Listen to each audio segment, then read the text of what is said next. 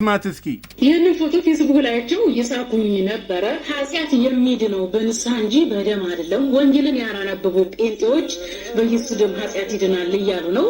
እዚህ አይደለም። ወንጌልን ያላነበቡ ጴንጤዎች በኢየሱስ ደም ኃጢአት ይድናል እያሉ ነው። እዚህ ያነበብን ደግሞ እንንገርሻ ቤተ ክርስቲያን ራሷ የተዋጀችው በኢየሱስ ደም ነው። ሐዋርያት ሥራ 28 ላይ ድፍረት ይሰጣል ደሙ በመረቀልን አዲስና ሕያው መንገድ በኢየሱስ ደም በኩል የመግባት ድፍረት አገኘን አለ። ዕብራውያን 10:19 ታነብ የለ እንደ መሲ ለመረዳት አንብቢ። ደም ሳይፈስ የኃጢአት ስርየት የለም አለ። በብሉይ የእንስሳት ነበር፣ በአዲስ ኪዳን የኢየሱስ ደም ነው። የልጁ የኢየሱስ ክርስቶስ ደም ከኃጢአት ሁሉ ያነጻናል። አንደኛ ዮሐንስ 1:7 ስለ ብዙዎች አለ ጌታ ኢየሱስ ለኃጢአት የሚፈስ የአዲስ ኪዳን ደሜ ነው አለ። 26:28 ማቴዎስ ላይ ድል ይሰጣል ደሙ በደሙና በምስክርነታቸው ድል ነሱት አለ። ራእይ 12 ወደ እግዚአብሔር ያቀረበን ራሱ ደሙ ነው፣ በመልካም ሥራ በጾም ጸሎት አይደለም። ርቃችሁ የነበራችሁ በክርስቶስ ደም ቀረባችሁ አለ። 2:13 ኤፌሶን ላይ ሰላም አድራጊ ነው ደሙ፣ በመስቀሉ ደም ሰላም አደረገ። ቆላስይስ 1:20 አንብቢ። በውሃና በደም የመጣው እሱ ነው። 1 ዮሐንስ 5 ላይ ፈውስ ነው፣ በመገረፉ ቁስል ተፈወሳችኋል። ደሙ ይፈውሳል፣ ይቅርታ ደግሞ ያስገኛል ነው። የኃጢአት ማስተሰረያ ያለው ሮሜ 3:25 የዓለምን ኃጢአት የሚያስወግድ የእግዚአብሔር በግ አለው መጥምቁ ዮሐንስ። ፋሲካችን ክርስቶስ ታረደ ነው ጳውሎስ ያለው 2 ቆሮንቶስ 5:7 ላይ በደሙ መሸፈን ከእግዚአብሔር ቁጣ ይጠብቃል ነው። እንግዲህ በደሙ ከጸደቅን በእርሱ ከቁጣው እንድናለን አለ ሮሜ 5:1 ደሙ ያድናል፣ ከሞተ ህሊና ያነጻናል አለ ዕብራውያን 9:15 ላይ ቁርአን ራሱ በታላቅ እርድ ተቤዠኑ አለ። ሱስ፣ መርገም፣ በሽታ፣ ሐዘን፣ እስራት ይሰብራል ደሙ። ሐሳብሽ ገብቶኛል መሲህ። ኃጢአት ይቅር የሚባለው በንስሐ ነው። ንስሐው ተቀባይነት የሚያገኘው ግን በደም መስዋዕትነት ነው። በመስዋዕትነት ነው፣ በኢየሱስ ደም ነው። ይቀድሳል ደሙ 13:12 ዕብራውያን ላይ አንብቢ። ያድናል፣ ከጨለማ ስልጣን አዳነን አለ ደሙን።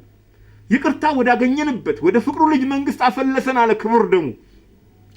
በዘላለም ኪዳን ደም የበጎች ታላቅ እረኛ ይሆናል የዕብራውያን ጸሐፊ 13:20 ላይ ከአቤል ደም ይልቅ የተሻለ የሚጮህ ደም ነው የኢየሱስ ደም።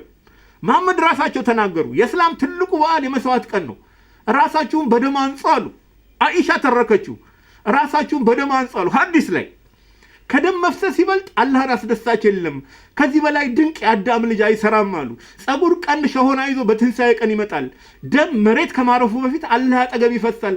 ራሳችሁን በደም አንጹ አሉ። ሚሽካት ቅጽ 3 ላይ ገጽ 490 ቁጥር 756 አስደናቂ ሐዲስ ነው። ደም ሳይፈስ የኃጢአት ይቅርታ የለም አለ መጽሐፍ ቅዱስ። ታላቅ እርድ አለው ቁርአን ራሱ። በታላቅ እርድ በመስዋዕት ተቤዠኑ አለ ሱራ 5:78-79 በተለይ ቁጥር 75 ላይ እንደገና ሱራ 9:30 ላይ ለኃጢአት ይቅርታ የሚፈስ የአዲስ ኪዳን ደም ይህ ነው አለ ጌታ ኢየሱስ። ማቴዎስ 26:28 ላይ መጽሐፍ ቅዱስ ታነቢያለሽ፣ የተማርሽ ነሽ። ሉቃስ 22 አንብቢ። ስለ እናንተ በሚፈሰው ደሜ የሚሆን አዲስ ኪዳን አላቸው ጌታ ኢየሱስ። ጽዋውን አንስቶ ወደ ቅድስት የገባው በገዛ ደሙ እንጂ በኮርማዎችና በጥጆች ደም አይደለም አለ ዕብራውያን 9:12 አንብቢ። ጴጥሮስ ጨረሰው። የዳናችሁት አለ ነውርና እድፍ በሌለው በክቡር የክርስቶስ ደም እንጂ በከንቱ ኑሮ በሚያልፍ ከአባቶቻችሁ በወረሳችሁት ብርና ወርቅ አይደለም አለ አንደኛ ጴጥሮስ 1:18-19 እንግዲህ አሁን በደሙ ከጸደቅን በእርሱ ከቁጣው እንድናለን ነው ያለው ሮሜ 5 ሰላም ያደርጋል ደሙ መሲህ ኃጢአት ያስወግዳል፣ ይፈውሳል፣ ምህረት ያስገኛል። ቁርአን ያለው ለሰው ሁሉ ምህረት አድርገን ሰጠን አይደል ያለው። ምህረት ያስገኛል ደሙ፣ ድፍረት ይሰጣል። ሱስ፣ ሐዘን፣ በሽታ፣ እስራት ይሰብራል። ከጨለማ ስልጣን፣ ከአደጋ፣ ከመቅሰፍት ያድናል። ይቀድሳል፣ ያነጻል፣ ከሞተ ህሊና ያነጻል ነው ያለው። ወደ እግዚአብሔር ያቀርባል፣ ወደ ፍቅሩ ልጅ መንግስት ያፈልሰናል፣ ይዋጃል፣ ይቤዣል፣ ድል ይሰጣል። ንስሐችን ቅቡል የሚሆነው በክቡር ደሙ ነው። ራሳችሁን በደም አንጹ አሉ መሐመድ ራሳቸው። ስለዚህ በክርስቶስ ደም ንጪ። ጌታ በኢየሱስ ክርስቶስ ደም ዳኝ። መዳን በደሙ ነው። ደሙ ያድናል አለ። የዳናችሁት በክቡር በኢየሱስ ክርስቶስ ደም ነው አለ። ተባረኪ።